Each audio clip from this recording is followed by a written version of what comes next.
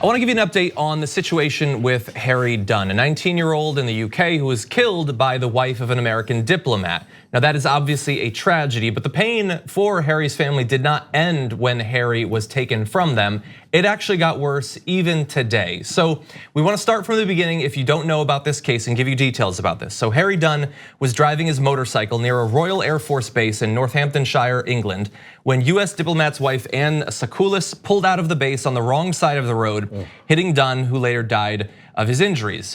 If you don't know, they drive on the other side of the road. She's the wife of a diplomat stationed there. She had been there for several weeks, but apparently hadn't gotten down how they drive or had forgotten. In any event, was reckless enough that it cost someone their life.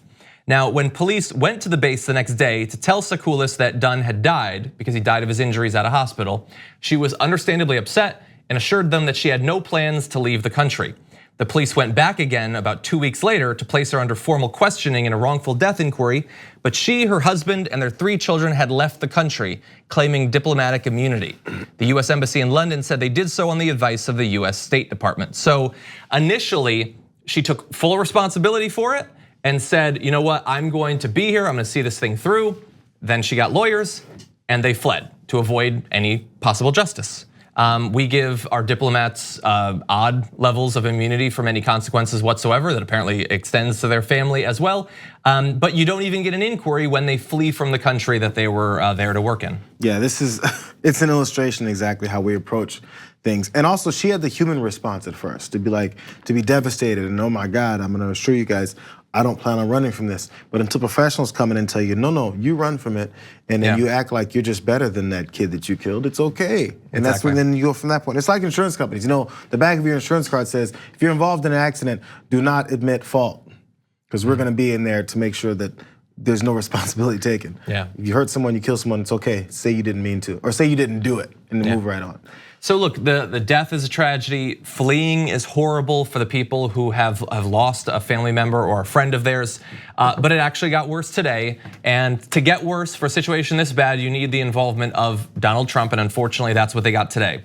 So the Dunn family is in the United States to drum up support to send Sacoolas back to the UK to face justice, and was offered an urgent invitation by the White House to go there and to meet with the president, which they accepted. Unfortunately, it turns out that he had arranged some sort of like Maury Povich style ambush interview on them. It sounds absurd, but Trump, it seems, thought he could convince the Dunns to meet the woman who killed their son, and would do so by opening a side door through which she would walk. So she was hiding in a room next to where they were, and he was going to open a door, and suddenly the woman who killed their son would be there. The whole scene would then be captured by a pool of photographers who had been summoned for the meeting. Again, a meeting that they did not consent to, that they didn't know about, and obviously had no interest in right then. I mean, this is horrendous, but I guess bizarrely not surprising considering this is a guy who comes from reality TV and has no empathy whatsoever for other human pain. So he sees their situation and thinks, I can make a cool photo shoot out of this. I can benefit from this, I can get praise from this. This comes back to him, I guarantee you. Because then as soon as, okay, what is it about logistically? The parents of this guy who was killed, seeing the woman who did it, who's run, the reason they're even in the country is to garner support to bring her back to face the consequences. What mindset do you think they're under that they want to see this woman's face walk out in a surprise moment with photographers all around them? Like, oh, this is great. It's a good photo opportunity for us to look like we actually want to say something to this woman outside of take your ass back over to the UK so we can take care of this situation. Yeah, I mean, to think that that is how they would respond, that they would respond positively, you have to have no understanding of how actual humans work and no empathy. Again, no empathy whatsoever for them. But the weird thing is, in the article of the interview of the family, I believe it was the mother of Harry Dunn who said, I actually felt like I was being comforted by Donald Trump. I mean, look, I despise Donald Trump, so I find that hard to believe, but she says he actually was being comforting before he decided to try to spring his trap. And he decided to ruin it. And bear in mind, the last time he commented on this incident was when he said, they drive on the opposite side of the road. Sometimes it happens, you drive on the wrong side. I won't say it happened to me, but it's happened to me. Sometimes you drive on the wrong side. So he was already apologizing for this woman who, whether it's the right or the wrong side of the road, don't run into a motorcycle. It doesn't, like if he had been on the wrong side of the road, don't hit him with your car. That does not seem like too much to ask. But that happened. And since then, he was able to muster a little bit of fake compassion for her, but apparently just as bait to trap her into a situation she had no interest in. This is how he handles situations. Hey, by the way, there's New Yorkers who don't drive. And when they come to LA, apparently LA is an intimidating place to drive, I've heard.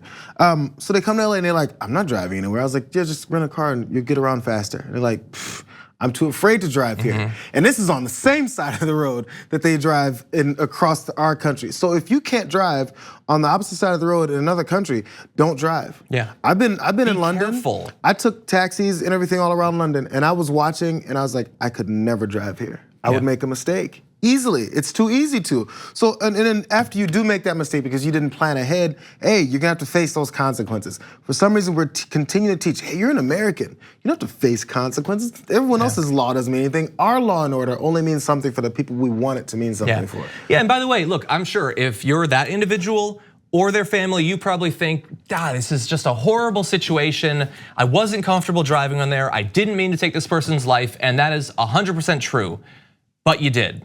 And so you have to face the consequences for that. She didn't run him down purposefully. It wasn't premeditated murder. She's not gonna go to jail for the rest of her life. And it's the UK prison system, not our system. So it's at least relatively empathetic towards regular people.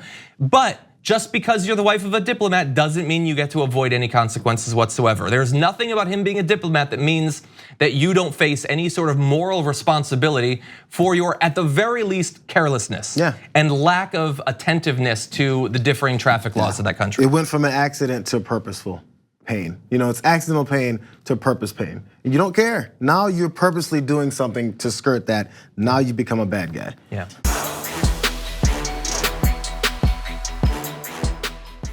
Check out the Damage Report podcast each day, wherever you get your podcasts, whether Pocket Casts or Stitcher or iTunes. You can join me as I give you the news and stories you want, with a range of co-hosts and interview guests jumping in on the fun each day. Again, that's the Damage Report, wherever you get your podcasts. And if you get them at iTunes, don't forget to rate and review. Sometimes I'll read them live on the show.